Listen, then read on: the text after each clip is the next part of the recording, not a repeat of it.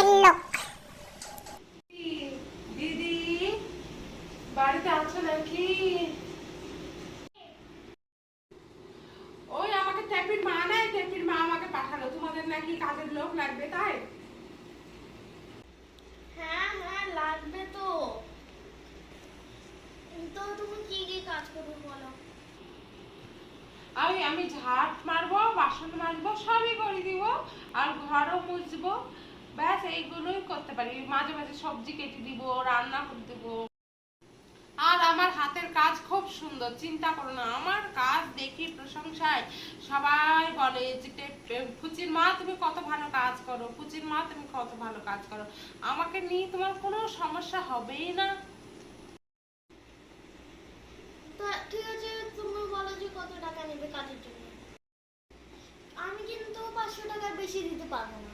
না না, 500 টাকা দিলেই হবে, 500 টাকাতেই আমি সব কাজ করে দিব, তোমাকে এই নিয়ে চিন্তা করতে হবে না।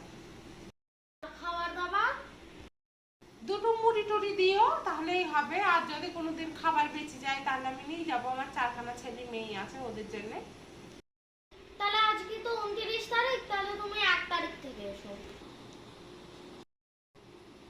না না, আমি কাল থেকেই আসবো, তাহলে কোনো অসুবিধা নাই। আমি 2 দিন কাজ ফ্রিতে করে দিব, কোনো অসুবিধা হবে না। ওর জন্য তোমাকে আমাকে টাকা দিতে হবে না। তা আমি তাহলে কাল থেকে আসবো। হ্যাঁ ঠিক আছে তাই এসো। আর এখনকার দিনের কাজের লোক ওহো। Hello, I am Sheela. Hello ma'am, আমি অনলাইনে দেখলাম যে আপনারা পোস্ট করেছেন যে আপনাদের মেড লাগবে।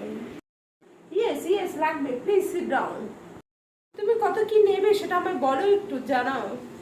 ওকে, আমি ঝাড়ু মারার জন্য 500 টাকা নেব, পোছা মারার জন্য 500 টাকা, বাসন মাজার জন্য 700 টাকা।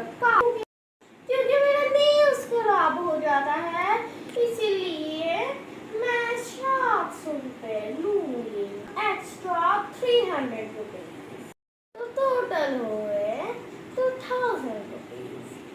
और हाँ, खाना पीना के लिए टेंशन मत लीजिए, क्योंकि मैं ऑल जोमैटो से ऑर्डर कर लूंगी और मैं कल से आऊंगी। ठीक है, बाय बाय। ঠিক আছে, আপনি কাল থেকেই আসুন তাহলে।